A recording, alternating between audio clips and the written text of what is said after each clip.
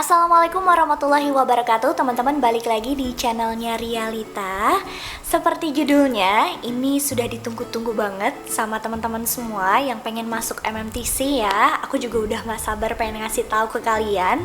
Karena ya mohon maaf banget aku baru bikin videonya, karena memang aku baru dapat infonya sekitar 2-3 hari yang lalu ya dari kampus. Jadi emang baru aku olah ya supaya bisa disampaikan dengan baik buat teman-teman semua. Oke, langsung aja kita masuk ke pembahasan ya teman-teman tentang MMTC jalur non-tes. Nah, jalur non-tes ini tuh apa sih kak? Gitu kan. Karena udah banyak banget yang tanyain dan nunggu-nunggu untuk pembukaan pendaftaran di periode kedua ini. Karena sempat kemarin di periode pertama itu masih ada tes yang dilakukan di Jogja, tapi ada beberapa juga yang katanya nggak ada tes. Kenapa? Karena kondisi pandemi saat ini ya teman-teman tidak memungkinkan untuk melakukan tes di satu ruangan dengan banyak orang gitu kan. Terus ada wawancara yang harus bertatapan dengan penguji wawancaranya kayak gitu kan. Itu tidak diperbolehkan seperti itu. Jadi MMTC atau STMM Yogyakarta sekarang mengadakan jalur non-tes kayak gitu. Nah, sistemnya seperti apa? Untuk jalur non-tes ini dinilai berdasarkan prestasi atau portofolio yang teman-teman punya. Jadi, untuk calon mahasiswa baru yang memiliki prestasi atau portofolio atau karya-karya yang pernah dibuat, itu akan dinilai oleh pengujinya. Banyak yang tanya juga, bedanya apa sih kak antara prestasi sama portofolio? Banyak yang bingung kan ya? Jadi aku udah catat di sini.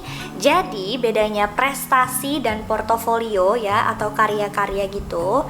Prestasi itu sudah mempunyai pengakuan atau penghargaan baik akademik maupun non-akademik berupa piagam kejuaraan. Misalnya teman-teman pernah juara lomba melukis gitu di SMA misalnya kayak gitu. Nah itu bisa jadi berkas kalian gitu. Kalian pasti dapat piagam penghargaannya atau mungkin ada piala-pialanya kan ya, pasti kan kalau misalnya juara kayak gitu.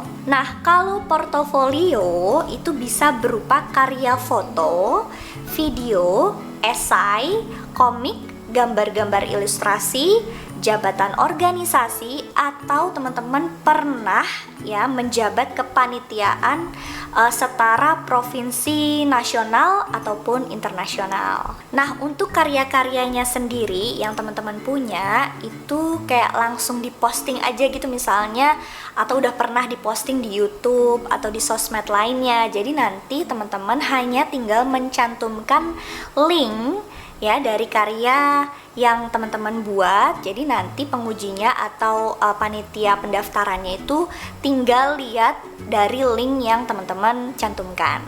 Jadi pertanyaan juga, kak kalau misalnya nggak punya karya, nggak punya portofolio gitu ya, nggak punya prestasi apa-apa, terus nggak bisa masuk MMTC ya? Tidak juga teman-teman. Jadi nanti teman-teman kan mencantumkan atau melampirkan hasil nilai raport teman-teman. Jadi nanti di berkas-berkasnya itu pasti dicek teman-teman.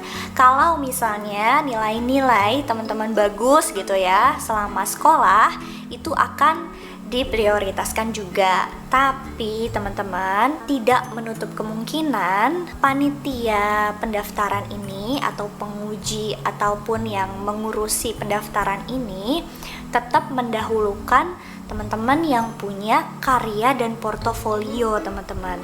Karena di sini kan jalurnya non-tes ya, sedangkan dinilainya itu pasti akan didahulukan yang punya prestasi atau karya teman-teman. Karena kan karyanya udah terlihat gitu loh. Oh, anak ini pernah membuat karya fotografi misalnya, atau anak ini pernah bikin video apa yang diupload di YouTube kayak gitu.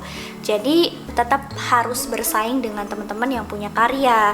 Tapi teman-teman jangan berkecil hati, berdoa aja kalau misalnya rezeki teman-teman kali ini bisa masuk gitu kan, tanpa harus ada prestasi atau karya pun, insya Allah teman-teman bisa diterima.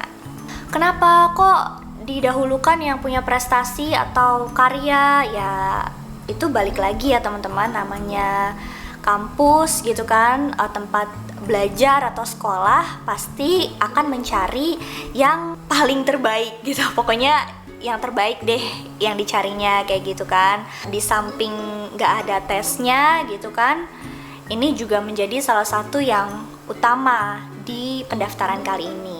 Kayaknya ini pertama kalinya buat MMTC melakukan pendaftaran ya jalur non-tes, karena sebelumnya kayaknya belum pernah ya, karena kondisi sekarang jadi terpaksa harus melakukan jalur non-tes ini teman-teman. Nah untuk pendaftarannya ya, ini banyak banget yang tanya. Pendaftaran periode kedua ini akan dibuka pertengahan bulan Juni 2020.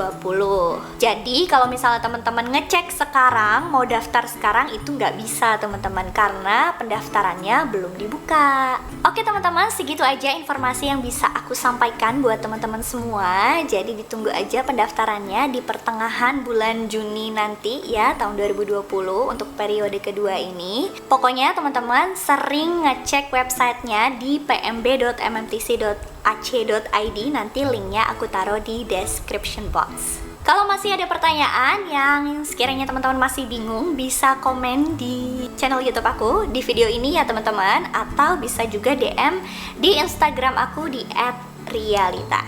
Oke, segitu aja teman-teman. Kayaknya udah aku ceritanya, takutnya kepanjangan, nanti takutnya ada yang komentar kepanjangan lagi. Kayaknya kita ketemu di video berikutnya ya. Jangan lupa like video ini, subscribe, dan share ke teman-teman kalian yang sekiranya membutuhkan video ini. Sampai ketemu di video selanjutnya. Wassalamualaikum warahmatullahi wabarakatuh. Bye-bye.